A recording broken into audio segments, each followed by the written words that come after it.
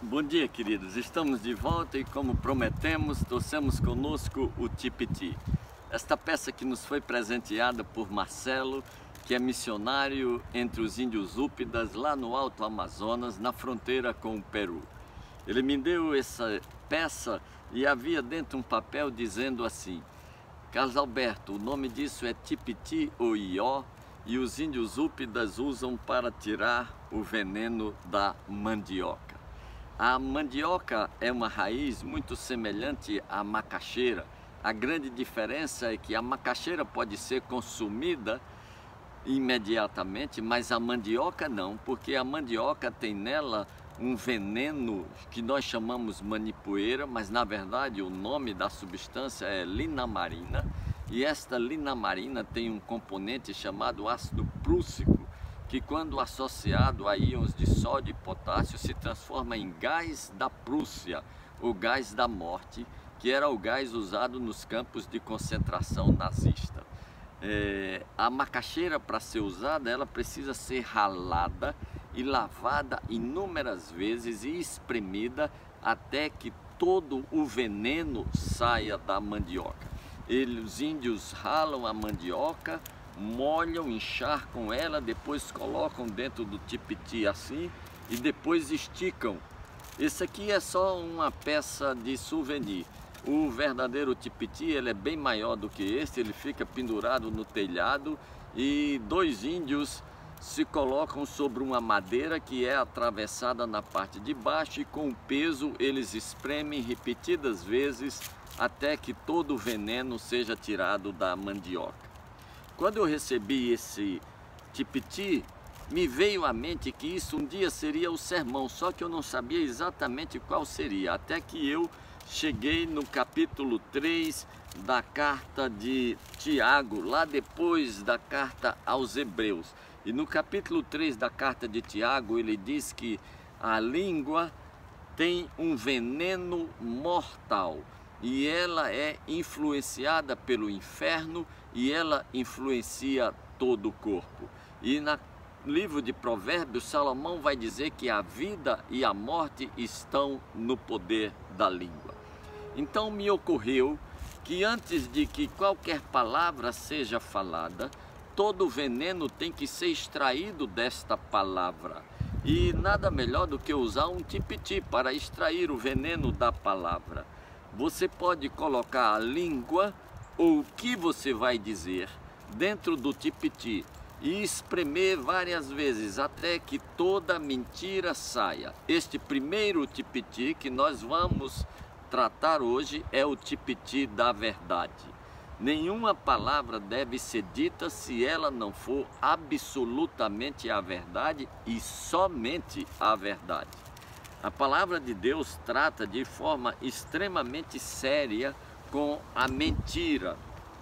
No livro de Isaías, a palavra de Deus nos diz que os homens fizeram um acordo com a morte e com a mentira, uma aliança com a mentira, e debaixo da falsidade se tem escondido. E Deus então responde: eu enviarei a saraiva, e a saraiva varrerá o refúgio da mentira, e as águas arrastarão o esconderijo da falsidade. De modo que aqueles que se abrigam na mentira têm os dias contados, porque Deus fará vir abaixo toda aliança e todo acordo que seja feito com base na mentira. No Evangelho de João, no capítulo de número 8, versos 42 e 44, Jesus Cristo diz uma coisa muito séria. Jesus Cristo diz: vocês que mentem são filhos do diabo, porque o diabo é o pai da mentira. E o diabo mente porque é o que ele sabe fazer. Ele mente o tempo inteiro, porque isso lhe é próprio. Mentira não é própria de filhos de Deus. Mentira é próprio do diabo. Mentira é próprio dos filhos do diabo. Se você é filho de Deus, se você se assume como filho de Deus, a mentira não pode ter espaço na sua vida. de nenhuma maneira. Você tem um Deus que é o Deus da verdade e você tem que falar de conformidade com o seu Pai. No livro de Salmos, capítulo 4, verso 2, ele diz: ó homens, até quando transformareis a minha glória em vexame e buscareis a mentira? Pessoas que se afirmam ser povo de Deus e que ainda assim buscam a mentira, estão transformando a glória de Deus em vexame, estão envergonhando Deus.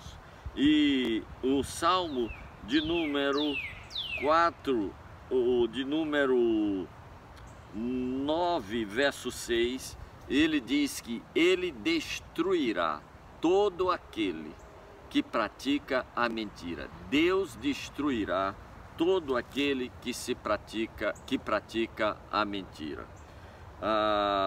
No livro de Apocalipse, capítulo 22, já no final do capítulo, a partir do verso 15, quando ele está descrevendo quem são aqueles que vão morar no céu, na Nova Jerusalém, na companhia de Deus por toda a eternidade, ele diz que não entrará na Nova Jerusalém nada que a contamine. E diz que do lado de fora ficarão os cães, os idólatras, os devassos, os impuros e os que praticam a mentira. Portanto, mentira, homicida, adúltero, impuro, devasso, está tudo no mesmo pacote. Não se engane pensando que mentira é um pecado menor. Eu me lembro que a empregada lá de casa olhava para meus dedos, tinha umas manchas brancas na unha, ela dizia que isso era mentira branca, mas era mentira dela, era fungo mesmo. Não existe mentira branca, existe mentira. Mentira, seja ela grande, pequena, seja ela motivada por conveniência, seja ela motivada por medo, seja ela motivada por qualquer coisa, mentira é mentira. E Deus é contra os mentirosos. E por fim, queridos, eu quero chamar a atenção para aquelas pessoas que gostam de brincar de mentir. O livro de Salmos fala de pessoas que têm prazer, se deleitam na mentira. O livro de Provérbios, capítulo 29, verso 18 e 19, fala de pessoas que gostam de brincar, de enganar o seu próximo e depois riem deles, brincando de mentir. Não existe esta brincadeira de mentir entre os servos de Deus. Se você tem esta brincadeira, acabe com ela agora.